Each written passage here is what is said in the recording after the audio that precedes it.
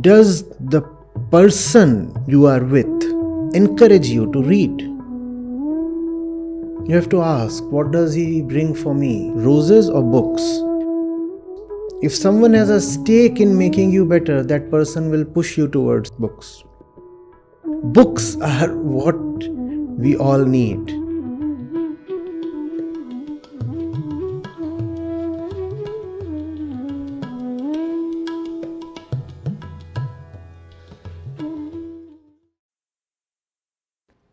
Should I live for myself or should I live for others? Look at the assumption behind the question. The assumption is it's either this or that. Therefore, it's a tough choice. And that's also the way it's been traditionally represented. If you want to live for the society, it has been said that you have to renounce all self-interest, right? Look at the concept of the sannyasi. If you want to live for the world, then you have to partake in austerities, you have to become a renunciate, an ascetic, right? Because if you're doing it for the world, you can't do it for yourself. And that's the idea that has clutched us. This either or situation. This either or situation appears to us only because we operate from the wrong center. That's the center of the ego. And the ego says, my interest is different, rather contrasted to the interest of the world. If I have to be happy, then somebody has to be sad. If I have to win something, then somebody has to lose. Or if I have to get something, then there has to be at least a barter. So the situation is either competitive or one of bargain, but the situation is never symbiotic, right? That's how we commonly think, and that's how we have been made to think. And that's how even our systems are, right? If you want to win the gold medal, obviously the other one cannot. If you are running a race, not everybody can win a race, right? So it's an either or situation. Either I win it or somebody else does. Then there is the other center, where you start seeing that actually your interests and the interests of others are inseparable. And if you try to take care of only your own personal, divided, limited interests, then you will not be able to take care of even your own interests. That it's easy and tempting to assume that you can have happiness at the cost of others. If not at the cost of others, then at least by being oblivious or insensitive to the condition of others. But then such happiness would be no happiness at all, which means that if others are suffering, it is impossible that you can be happy or prosperous. Are you getting it? That's the center of maturity. That's the center of wisdom. From that center, this question becomes invalid. That center says, well, if you are taking care of your own real interests, then even without your knowing, you will find that you are directly or indirectly helping others as well. Equally, if you are really helping others, then directly, indirectly, consciously, unconsciously, you will find that you are helping yourself as well. So these two become one, united, undivided. If I am doing something, then for you. Parallelly, something good is happening for me as well, even without my conscious effort. My consciousness is fixed on doing something good for you. My consciousness is not caring about my own personal self-interest. And yet, if I just take care of your welfare, my welfare is automatically taken care of, because the two of us are inseparable. It's like a lot of people on the same plane or the same boat. If even one of them is to reach the destination, it is discovered that all of them have reached their destination, right? If the pilot is flying the passengers to a particular place, it is inevitable that the pilot too would reach that place. And not only would the pilot reach that place, he will find that he has reached that place and now has good company. What's the fun in reaching a great place alone? You have reached there and you have flown so many others to that great place. That's the center, we said, of maturity and wisdom, right? Remember that the other center not only does not work for others, it also does not work for you. The center of superficiality, immaturity, what does it say?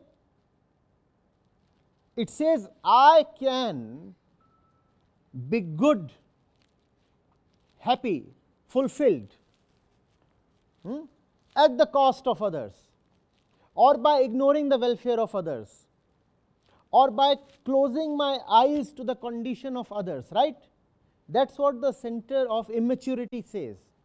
Remember, if you are operating from this center, you are creating suffering both ways, not just one way. I'm not asking you to be a do-gooder, to be altruistic, to involve yourself in social work. What I'm saying is social work is personal work. What I'm saying is universal good is personal good. And these two are indistinct.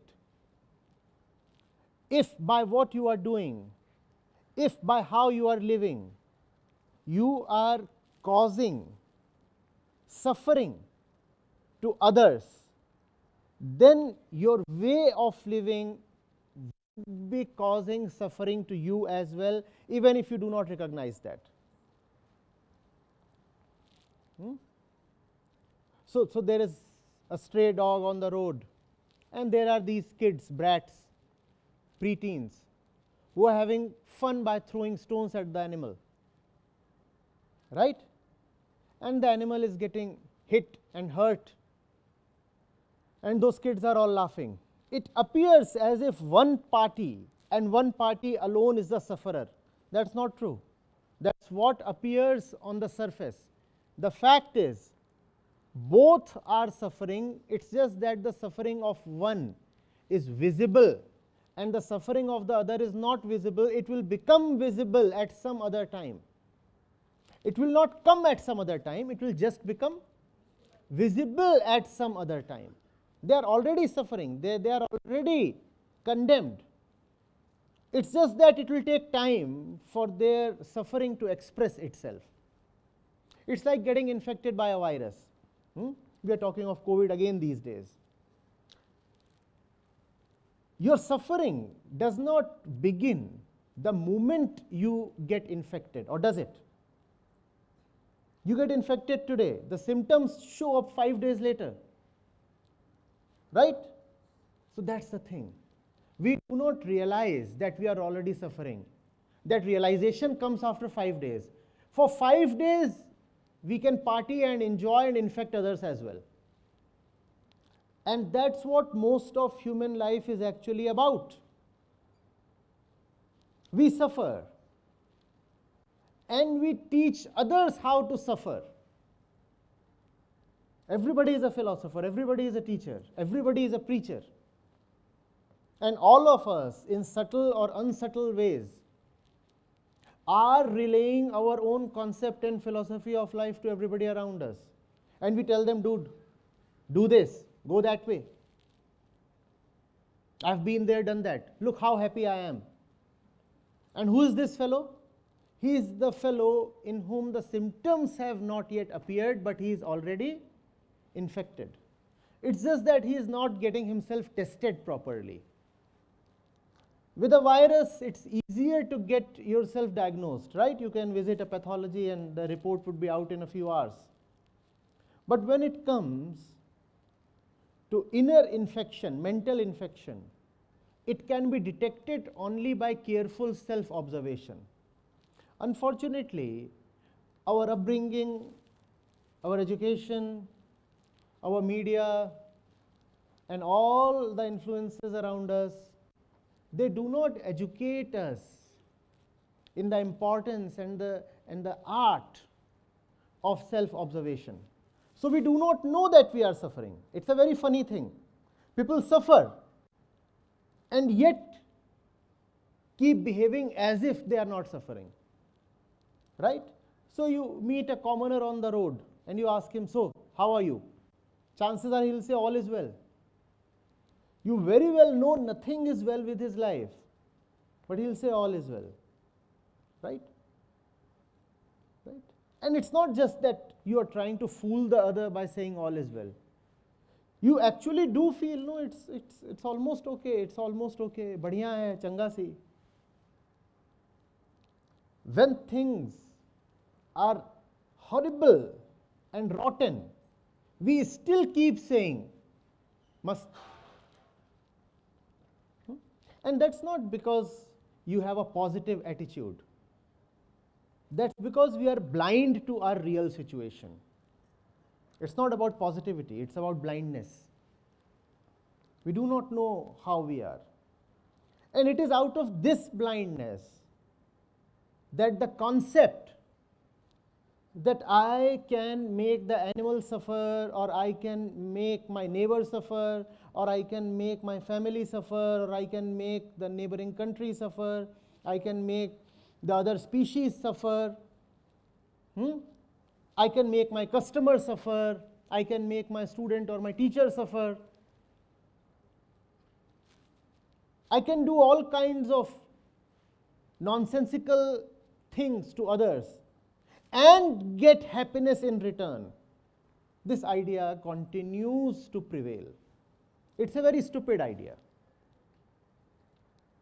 It's a very, very stupid idea. What to do then?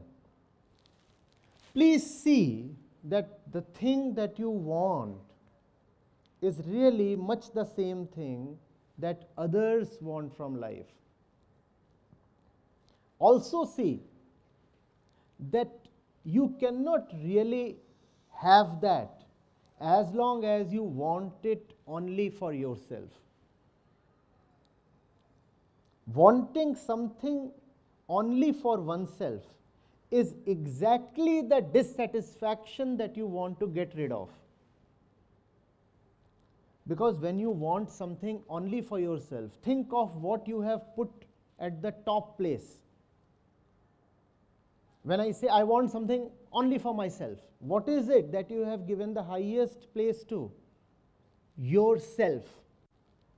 And those who have tried to look into life have said that the self itself is the biggest bondage. That the greatest bondage is the self. And the narrow kind of selfishness says, whatever I have to do only for my little self. Even if you manage to do something wonderful for your little self, whom have you managed to now inflate? The little self, because you have done so much for it. And the little self was the fundamental suffering. So if you do so much for the little self, you have only inflated your suffering. The one that you want to do so much for, the one that you call as I, the self, is exactly your suffering. So if you do much for that self, you are only aiding your suffering. You are only increasing your suffering.